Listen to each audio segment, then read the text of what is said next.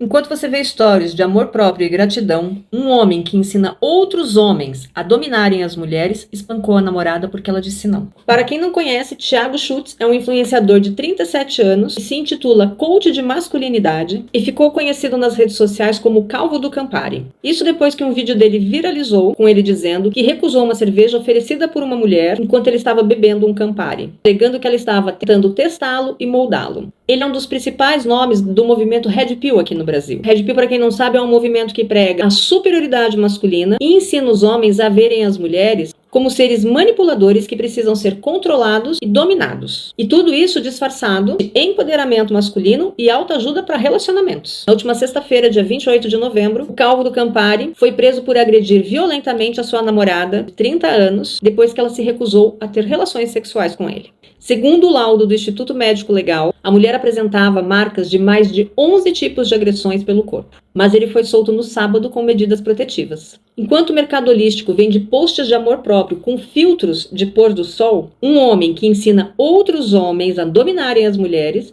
espancou a namorada porque ela disse não. E é preciso entender que a violência contra as mulheres, ela não começa no momento do soco ou da agressão. Ela começa muito antes, nas pequenas violências diárias que parecem insignificantes, que vão destruindo a alma aos poucos. Começa quando uma menina ouve pela primeira vez que menino que bate é porque gosta dela. Começa quando ensinam a essa menina que ela precisa ser boazinha e comportada para não criar problemas. Começa quando ela aprende que é mais seguro concordar do que discordar. Começa quando ela descobre que é melhor calar do que enfrentar a explosão emocional dele. Sabe o que me incomoda profundamente no caso do Calvo do Campari? Foi a frase que ele disse enquanto ela tentava fugir e que ficou registrada no vídeo. Pra mim, você não nega. E essa frase resume tudo. Ele literalmente acredita que ele tem direito sobre o corpo dela, que o consentimento dela é secundário ao desejo dele, que a vontade dela simplesmente não existe quando contraria o desejo dele, a vontade dele. E esse homem ensina outros homens a pensarem exatamente assim. Ele tem 460 mil seguidores no Instagram e consomem diariamente conteúdos dizendo que as mulheres precisam ser moldadas e que elas fazem testes de manipulação o tempo todo e que homens de verdade não cedem. E ele vende a ideia de que a masculinidade verdadeira é incompatível com o respeito feminino. E o homem que escuta a mulher é fraco e que aceitar não como resposta é se deixar controlar. O discurso Red Pill que ele propaga não é apenas uma opinião polêmica sobre os relacionamentos. É uma ideologia perigosa que ensina a homens jovens que o problema da solidão deles está em uma suposta conspiração feminina e não na própria falta de habilidade deles com relação a se conectarem de forma genuína. É uma narrativa conveniente que tira toda a responsabilidade desses homens sobre as suas próprias vidas e joga a culpa nas mulheres que, segundo eles, estariam usando os seus corpos como armas de manipulação. Mas a verdade que ninguém quer falar é que esse discurso não nasceu do nada, não é novo. Ele é apenas uma versão moderna e explícita de algo que sempre existiu, o patriarcado, um sistema que atravessa todas as estruturas da nossa sociedade e que ensina desde sempre que homens devem dominar, mulheres devem obedecer. Está na família, ensina que as meninas servem e que os meninos precisam ser servidos. Está na escola, que pune as meninas por usarem shorts e que não reforça que os meninos precisam ser respeitosos. Está no trabalho, onde as mulheres fazem a mesma coisa que os homens, mas que são remuneradas com um salário muito menor, fora o fato de serem assediadas no ambiente de trabalho. Está na justiça, que liberta os agressores e questiona as vítimas. Está na cultura, que romantiza o ciúme como prova de amor, que diz que o controle é cuidado. Está na mídia, que vende a ideia de que mulher tem prazo de validade, mas que homem, assim como o vinho, fica melhor com o passar do tempo. Claro, está nas religiões que pregam a submissão feminina como sendo uma virtude divina. Thiago Schultz e o movimento Red Pill são a ponta visível e descarada de um iceberg muito mais profundo e muito maior do que esse que nós estamos vendo. Porque esse movimento tirou da gaveta, limpou o pó e vendeu com uma roupagem nova aquilo que o patriarcado sempre ensinou. As mulheres existem para servir aos desejos masculinos. E enquanto esse discurso se espalha livremente pelas redes sociais, chegando em milhões de homens que estão buscando orientações sobre como se relacionar, o mercado holístico continua vendendo para as mulheres a ilusão de que basta meditar, vibrar alto e fazer afirmações positivas que tudo vai se resolver magicamente. Como se essa opressão estrutural que elas enfrentam fosse apenas energia negativa transmutável com cristais e incenso. Não foi a primeira vez que o Calvo do Campari demonstrou violência contra as mulheres. Em 2023, ele ameaçou a atriz